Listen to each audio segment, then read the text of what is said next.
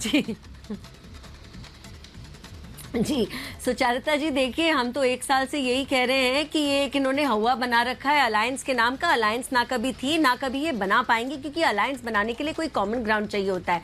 ना इनकी टीएमसी से अलायंस है, लेफ्ट से ये खुद लड़ रहे हैं, मुस्लिम लीग के इनको झंडे नहीं दिखाने हैं, आम आदमी पार्टी वाले इनको पहले से ही नकार चुके हैं। तो अलायंस को तो आप छोड़ दीजिए, लेकिन सच्चाई आज कांग्रेस पार्टी की ये बन चुकी है कि हर एक सीट पर इनको दावेदार ढूंढना मुश्किल हो गया है। सीट पर दावेदार नहीं मिल रहा, वो भी ऐसी सीट जिसको कांग्रेस का बैस्टियन माना जाता था, जिसको राहुल गांधी का, गांधी परिवार का गढ़ माना जाता था। तो ये सिचुएशन है कांग्रेस की, और मुझे लगता है ममता दीदी ने बड़े प्यार से और बहुत ऑप्टिमिस्टिक होकर उनको 40 का नंबर दिया था। इनकी तो 40 क्या, इस हिसाब से 20 सीट भी नहीं आएंगी इस चुनाव में। और उसकी वजह यह है कि लगातार इनका समर्थन उन बातों के लिए रहा है जो देश के लिए गलत है, चाहे डीएमके के बयान हो सनातन के खिलाफ, चाहे राम मंदिर प्राण प्रतिष्ठा का इन लोगों ने जो बॉयकॉट किया था वो हो। इतने सारे नेताओं को इन्होंने जाने दिया क्योंकि ये बातचीत नहीं कर सकते। अरे जो इंसान अपनों को मना के बातचीत करके अपने पास नहीं रख सकता, वो परायों से क्या कोई अलायंस निभाएगा? यही इनकी सच्चाई है। और अभी मोस्ट रिसेंटली इनका नया तरीका हो चुका है महिलाओं का अपमान करना। लगातार हम देखते आ रहे हैं कि कांग्रेस के नेता महिलाओं का अपमान करते हैं। राहुल गांधी ऐश्वर्या राय का नाम लेते हैं, उसके बाद सुप्रिया श्रीनेत कंगना रनौत का नाम लेती है, अब सुरजेवाला हेमा मालिनी जी का नाम लेते हैं। ये क्या सोच हो गई है? कितना आप नीचे गिर पाएंगे? किस हद तक नीचे गिरेंगे? I believe this is the rock bottom of Indian political discourse. Sucharita ji नहीं, पर आपने कहा वो अपनों को साथ नहीं रखते, अपनों को तो रख रहे हैं। तभी तो रॉबर्ट वाड्रा कह रहे हैं कि अमेठी की जनता मुझे सांसद देखना चाहती है। वो सीधे दावेदारी ठोक रहे हैं। अब यानी कि कांग्रेस का प्लान शायद यही है कि अमेठी से राहुल नहीं उतारेंगे क्योंकि राहुल हार जाएंगे, प्रियंका नहीं उतरेंगी, क्योंकि अगर प्रियंका हारती है तो कांग्रेस की एक पूरी दोनों भाई बहन का हारना कांग्रेस के लिए बहुत बड़ा सेटबैक होगा। तो तीसरा विकल्प क्या है? फैमिली बेस्टियन मानते हैं तो वहां से रॉबर्ट वाड्रा को उतार दे, शायद इसी वजह से वो मीडिया में आए। भाई बताइए धर्मेंद्र जी, आप लोगों ने तो खाते में अमेठी सीट दे दी है ना कांग्रेस को, तो रॉबर्ट वाड्रा के लिए प्रचार करेंगे अखिलेश यादव? सुचारिता जी, समाजवादी पार्टी हमेशा गठबंधन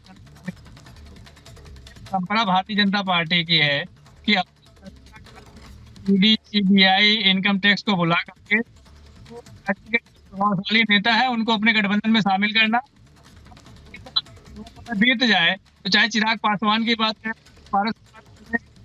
भतीजे को आपस में लड़वा दो, तो भारतीय जनता पार्टी ऐसे आती है ना परिवार के सम्मान की बात कर सकती है, ना किसी महिला के सम्मान की बात कर सकती है। भारतीय कई नेता ने कहा था। आपकी आवाज ठीक से नहीं आ रही है, आपकी आवाज मुझे ठीक से नहीं आ रही है। मैं वापस आऊंगी। जरा दुष्यंत जी जरा बताइए ना, अब रॉबर्ट वाड्रा किस हक से अपनी दावेदारी ठोक रहे हैं अमेठी की सीट पर, जरा समझा सकते हैं मुझे? देखिए जी, लोकतंत्र में प्रत्येक व्यक्ति को अपनी भावनाएं व्यक्त करने का अधिकार है और कांग्रेस एक डेमोक्रेटिक पार्टी है। लेकिन मैं प्रश्न अपने साथ में जो हमारी दोनों बहनें हैं मैं उनसे करना चाहता हूँ। संजय निरुपम जी ने कुछ वर्ष पूर्व, जो भारतीय जनता पार्टी की वरिष्ठ नेत्री हैं और केंद्रीय मंत्री अमेठी की सांसद हैं श्रीमती स्मृति ईरानी जी, उनके बारे में बहुत ही अशोभनीय टिप्पणी की थी। ऐसे शब्दों का इस्तेमाल किया था कि उस वक्त भी मैंने उनकी आलोचना करी थी। तो क्या आज ये स्टैंड लेंगे कि संजय निरुपम एनडीए अलायंस में शामिल ना हो?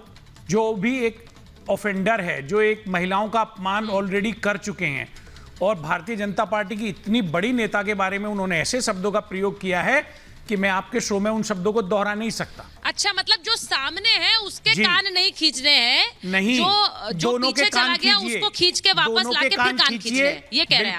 जो सामने है उसके कान नहीं खींचेंगे अब, जो पीछे जो दरवाजे से बाहर चला गया उसे वापस पहले बुलाओ फिर कान खींचो। देखिए, सर क्या कह रहे हैं आप दुष्यंत जी? अब जिसको रखना है, जो जिस नेता को रखे उसके बयान की जिम्मेदारी ले। आप पार्टी में आपकी जो है उसकी जिम्मेदारी तो लीजिए पहले। सुरजेवाला जी ने माफी मांगी है? तो संजय निरुपम जी ने कहा माफी मांगी थी? तो दोनों को बराबर तोलिए ना, आप समानता रखिए, राजनीति क्यों करना? सुरजेवाला जी के बयान का तो किसी ने समर्थन नहीं किया। संजय निरुपम पे मेरा सवाल ये है, उस पर बोल रहे हैं, आप क्यों नहीं बोलते हैं सर? महिलाओं के लिए सही शब्दों का प्रयोग होना चाहिए। सुरजेवाला जी की भाषा कदापि समर्थन नहीं हो सकता। को माफी मांगनी चाहिए? क्या आपने बोला राहुल गांधी को बोलिए ये होता है पार्टी से बाहर? कोई एक्शन लिया गया सुप्रिया श्रीनेत के ऊपर? देखिए, इसे सुप्रिया इसे सेनेट जी कहते ने तो हैं स्वयं आके इसे अपनी बात कहते को हैं रखा है। Classic example of everything going wrong. अरे यानी चाटने की बात कि करिए, सुचारिता जी, मैं ये एक बात दोहराना नहीं चाह रही विशुद्ध थी। उदाहरण इस शरीफ बात का कि इंसान सब इस कुछ तरीके खराब से हो रहा है बोल नहीं सकता। और वही दिख रहा है इस भाषा का वक्त। प्रयोग मैं करना अलग बात है। सुनिए मैं एक बार वरुण जी के पास, चारू जी, मैं वरुण जी से जरा रिएक्शन लूं। वरुण जी, आचार्य जी ने अभी एक बात बोली है, उन्होंने एक बात बोली। दुष्यंत जी आ रही हूँ। वरुण जी ने आचार्य जी ने एक बात बोली कि जब तक राहुल गांधी रहेंगे केंद्र में ये पार्टी ठीक नहीं हो सकती है। क्या आप सहमत हैं? देखिए, मेरा आपके लिए आदरणीय, मेरे लिए भी आदरणीय है, लेकिन मैं उनकी बात से सहमत है। सहमति मैं क्यों व्यक्त करूं? उनके अपने विचार है, मेरे अपने विचार है। मैंने आपको, ये तो आप बोल रहे हैं, मैं तो कब से कह रहा हूँ सेंट्रल सिस्टम को दुरुस्त करने की आवश्यकता है। और जहां तक सुरजेवाला की बात है, मैंने नहीं कहा आपको कि जितने तीन बार सेंट्रल जमानत सिस्टम जब्त करते हैं कहकर आप उनको बहुत डिप्लोमेटिक हो जाते हैं। सीधे नहीं, बोलिए ना, diplomatic सेंट्रल नहीं, सिस्टम मैं क्या है? कभी भी खड़गे किसी जी, का नाम सेंट्रल सिस्टम कौन है? सेंट्रल सिस्टम नाम लेके सुचारिता जी, मैं नाम लेके किसी को आरोपित नहीं करता। सबके अपनी अपनी आइडेंटिटी है। दुनिया में आए तो अपने भगवान ने भेजा है उनको। मैं बात करता हूँ पॉलिसी की, सिस्टम की। अभी आपने बात करी शाब्दिक आचरण की, क्योंकि मोदी जी ने माफी मांगी क्या? जर्सी गाय बोला एक माँ को नहीं मांगी ना, तो सब हेड ऑफ द फैमिली ने। अब आज मैं सुरजेवाला जी कह रहा हूँ, मैं क्यों ऐसे लोग कर रहे हैं? क्योंकि 3 बार हार जाते हो जमानत जब, तो राज्यसभा से नवाज रहे हैं सेंट्रल सिस्टम, तो उनको फर्क ही नहीं पड़ रहा। कुछ भी बोलो, कांग्रेस का नुकसान हो फायदा हो, तो कांग्रेस का सेंट्रल सिस्टम की तो मैं शुरू से बात कर रहा हूं कि किन लोगों को ओबलाइज करे जा रहे हैं। अभी आपने संजय निरुपम, गौरव वल्लभ में अब लेना पड़ रहा है क्यों? टीवी पे नाम किसी की इमेज डैमेज करने की बात नहीं। मेरी कौन है? कांग्रेस में आते हैं कहीं से बाहर से, पद दे देते हैं इनको, और ये वापस चले जाते हैं यूज करके कांग्रेस का प्लेटफॉर्म। तो इसका दोस्त तो सारा सेंट्रल सिस्टम है। अब आचार्य जी खुल के बोल रहे हैं क्योंकि कांग्रेस से बाहर चले गए, क्योंकि उनको कांग्रेस में उनको भी 2 बार टिकट मिली थी। ऐसा नहीं है नहीं मिली, बहुत से हजारों लाखों कार्यकर्ता है इनसे ज्यादा काम किए हुए, 50-50, 70-70 साल के, नहीं मिला कोई पद, फिर भी कांग्रेस में इंटैक्ट है। कांग्रेस से वही लोग गए जिन पे भ्रष्टाचार के आरोप है या बाहर से घुसपैठिए थे। पहले तो ये बोलो कि बयान गलत था कि नहीं था। नहीं जाएगा। नहीं, एक मिनट, पहले ये बोलो बयान गलत था कि नहीं था। बोल दिया ना, कितनी बार बोलूं? आपके हिसाब से बोलूंगा क्या? मत जाओ, आपसे सीधा मेरा सवाल है भाई साहब, ये बयान गलत था कि नहीं था सुरजेवाला का? सुचारिता, और अगर गलत था तो माफी किसने मांगी? मोदी जी का गलत था कि नहीं था? मोदी जी का गलत था कि नहीं था? अरे मोदी जी का गलत था कि नहीं था? बोला आप, मैं सबके लिए बोलता हूँ। नहीं, एक मैंने मिनट, तो बोला, तो खुल के बोल भी नहीं सकते। आपको हर बात में मोदी जी याद आ जाते हैं। आप इस समय इस विषय पर रहिए, बोलिए कि आपने कहा जो बयान था वो गलत था। बीच में डिबेट, एक महिला का अपमान आपने किया, वो सही लगा आपको? क्या आपने बोला सुरजेवाला को माफी मांगनी चाहिए? क्या आपने राहुल गांधी से सारे पुर्जे खराब होने लगते हैं तो एक ओवरऑलिंग की जरूरत पड़ती है। जब सारे पुर्जे खराब होने लगे तो ओवरऑलिंग की जरूरत पड़ती है, और वो ओवरऑलिंग क्या होगी मैं उसमें दिलचस्पी रख रही हूँ, क्योंकि जब वरुण जी आप अपना प्रेम कांग्रेस पार्टी के लिए दिखाते हैं तो जरूरी है ये समझना कि वो पार्टी बच पाएगी या खत्म हो रही है।